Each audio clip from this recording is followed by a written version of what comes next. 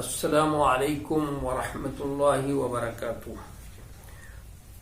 محترم دینی بھائیوں اور بہنوں اور عزیز طالبات، بسم اللہ الرحمن الرحیم وبہ نستعین۔ ہم لوگ اس سے پہلے باطنی فرقہ اور اس تحریک کے سلسلے میں بات کر رہے تھے۔ مزید بات کو گفتگو کو آگے بڑھاتے ہوئے جو ہے بتاتے ہیں کہ یہاں پر ہم لوگ رکے تھے کہ نیگرو قوم کا انقلاب، یہ انقلاب بصرہ اور عراق کے واسط کے درمیان وادیوں اور میدانوں میں رونما ہوا۔ اس انقلاب کی قیادت ایک ایرانی شخص کر رہا تھا جس کا نام تھا علی ابن محمد۔ اس نے عباسی خلیفہ معتمد باللہ کے زمانے میں، جو اس کا زمانہ ہے معتمد باللہ کا 256 سے 279 تک، اس زمانے میں اس نے نبوت کا دعویٰ کیا اور یہ بھی دعویٰ کیا کہ وہ خانواد نبوت علی زین العابدین ابن حسن رضی اللہ تعالیٰ عنہ کی اولاد میں سے ہیں، جو صحیح معنوں میں زین العابدین تھے۔ اس نے قرآن کریم کی باطنی تفسیر بیان کی، بہت ہی سخت مزاج تھا، طبیعت میں اس کی بڑی سختی تھی، مزاج میں بہت زیادہ سختی تھی۔ قادسیہ کو لوٹ لیا اور اس میں لوگوں کے قتل و غارت کی، اس نے بڑی خونریزی مچائی اس نے، اور اس کی مسجدوں کو جانوروں کے لیے استبل بنا لیے۔ ایسا شخص تھا یہ۔ عبید نے افریقہ میں اور تمام بھاگنے والے آزاد کردہ غلاموں کو نشانہ بنایا۔ یہ عبید، اور ان سے ناجائز فائدہ اٹھایا۔ اس نے دعویٰ کیا کہ وہ رسول ہے، اس لیے آیا ہے تاکہ کمیونزم کو نافذ کرے۔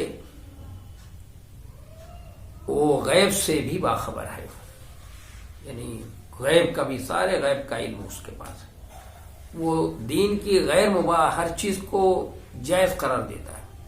اس نے آ کر دین کی جتنی بھی غیر مباح چیزیں تھیں، ناجائز چیزیں تھیں، اس نے ہر چیز کو ناجائز قرار دیا اور کہتا ہے میں وہ جائز قرار دیتا ہے۔ وہ کہتا ہے خوارج کو اپنا ہم نوا بنانے اور ان کو خوش کرنے کے لیے کچھ اصول و ضابطے بیان کیے، اس نے کچھ اصول و ضوابط بیان کیے تاکہ اس سے وہ خوارج جو ہیں خوش ہو جائیں۔ تاریخ اس کے بصرہ پر حملے، خونریزی اور تباہی اور بربادی کو نہیں بھولے گی۔ جو اس نے تباہی اور بربادی وہاں پر مچائی تھی، جو خونریزی کا ننگا ناچ اس نے وہاں پر کھیلا تھا، اس کو تاریخ کبھی نہیں بھلا سکتے۔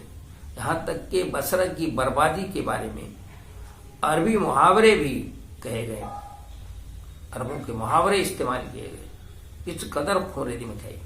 عباسیوں اور نیگرو قوم کے درمیان جنگ 14 سال جاری رہی، 14 سال جاری رہی۔ اتنے دنوں میں عراق پورا کھڈر ہو گیا۔ یہ نیگرو انقلاب، یہ ہے نیگرو انقلاب۔ یہ انقلاب اگرچہ اسماعیلی نہیں تھا، باطنی نہیں تھا یہ، لیکن اس نے وہی رول ادا کیا ہے، وہی خونریزی مچائی ہے اس نے بھی، جو اس سے پہلے اسماعیلی شاخیں حشاش و کرامتہ نے کی تھی، یا کرامتہ وغیرہ نے مچا رکھی تھی پوری دنیا میں، پورے اپنے اس خطے میں، علاقے کے اندر۔ لوگوں کو یہ باور کرا کر کہ یہ لوگ خانواد رسول سے ہیں، جبکہ ان کا آل بیت سے دور سے دور تک کوئی رشتہ و تعلق نہ تھا۔ اپنے کو لوگوں کو تو باور کرائے کہ ہم رسول سے ہیں، آل بیت سے تعلق ہمارا ہے، لیکن ان کا آل بیت سے دور دور تک کا کوئی رشتہ نہ تعلق نہ تھا۔ نیگرو قوم نے دشمنوں کے لیے مسلم ممالک کی طرف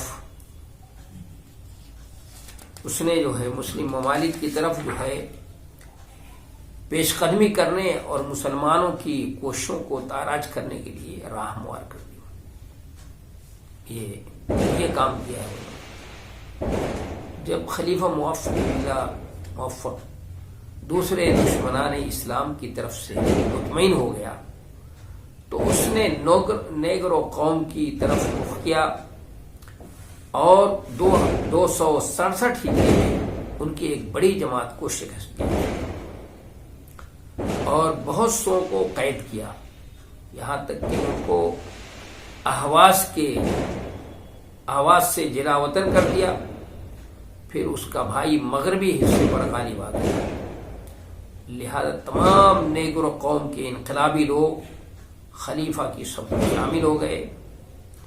بس خلیفہ نے ان کو معاف کر دیا اور خبیث عبید جو ہے وہ مارا گیا۔ اس طرح لوگ اس کے شر سے محفوظ ہو گئے۔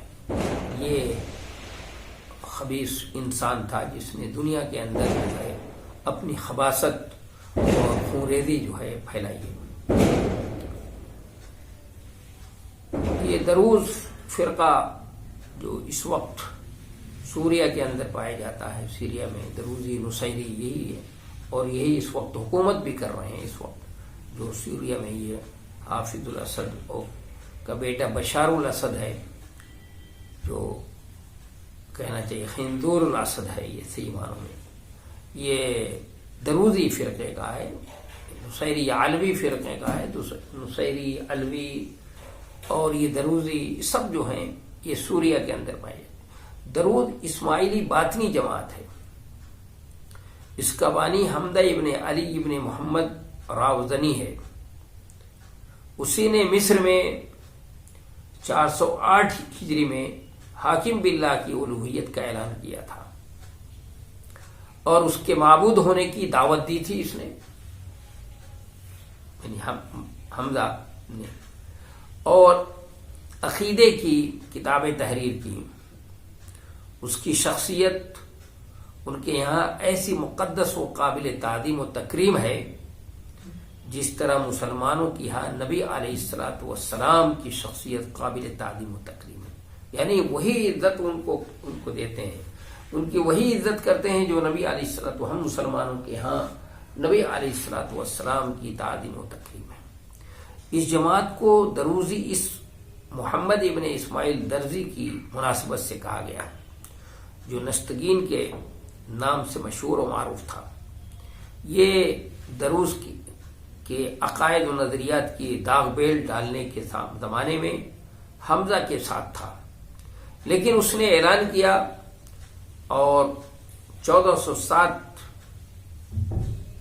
ہجری میں حاکم باللہ کی الوہیت میں جلد بازی کی۔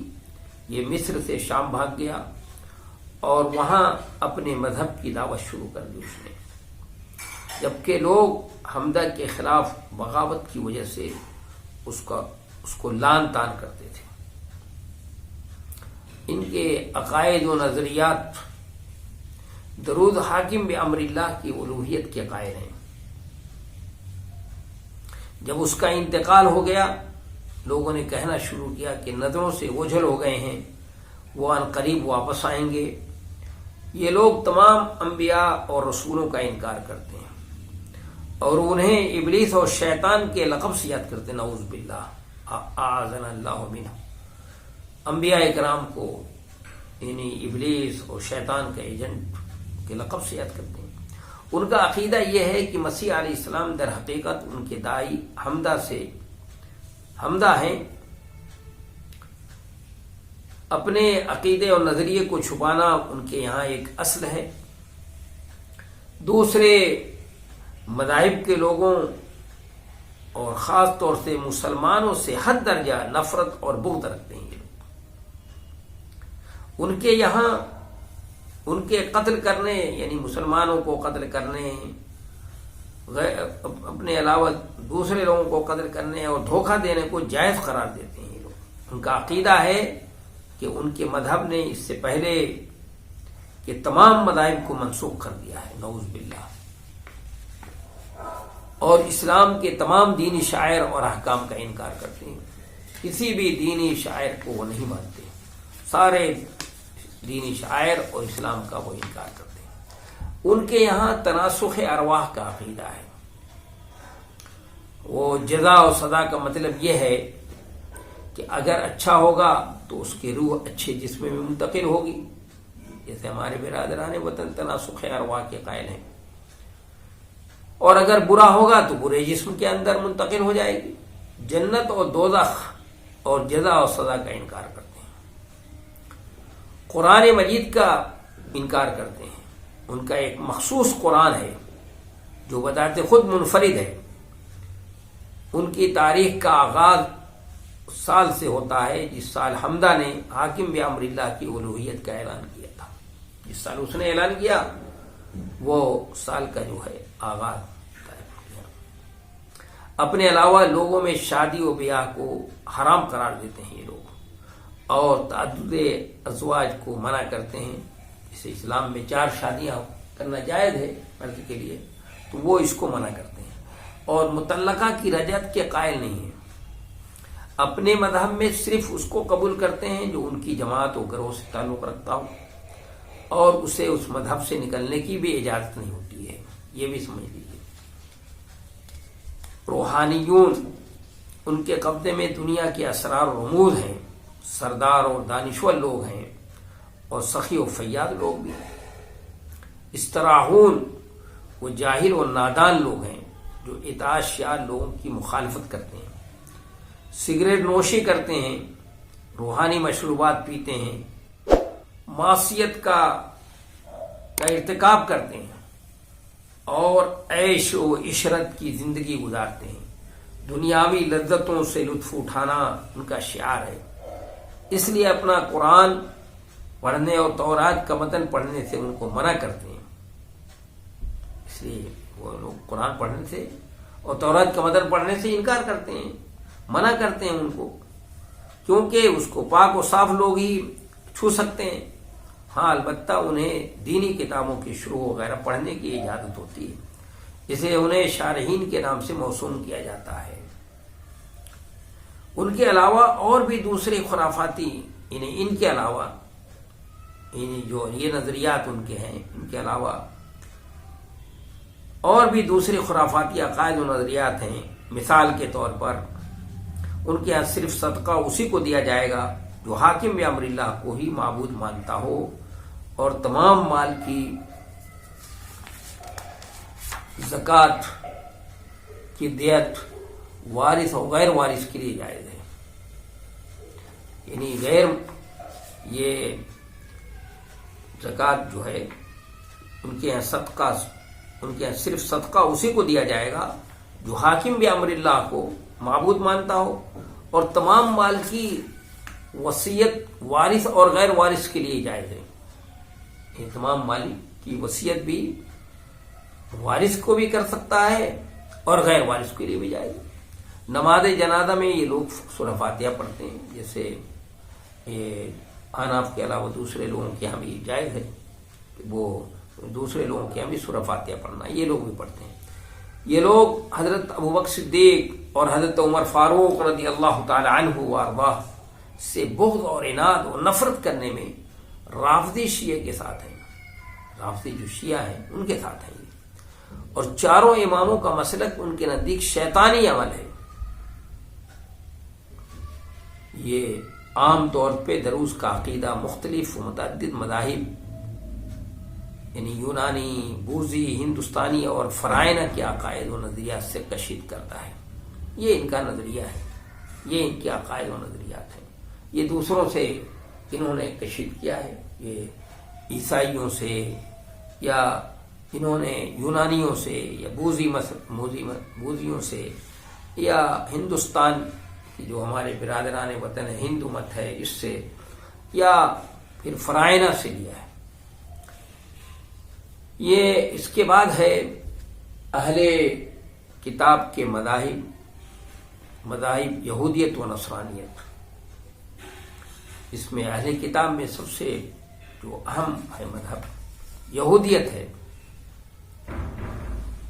یہ یہودیت کے بارے میں انشاءاللہ یہ جو اس کے بعد جو درس ہوگا اس درس میں آج اسی پر یہ باطنی فرقوں سے متعلق ہوگی، یہ بات ہو چکی ہے اور دروس سے متعلق بات ہو چکی۔ انشاءاللہ آئندہ درس میں یہودیت سے جو ہے، جو اہل کتاب کا سب سے اہم مذہب ہے، اس کے بارے میں بات ہوگی۔ وآخر دعوانا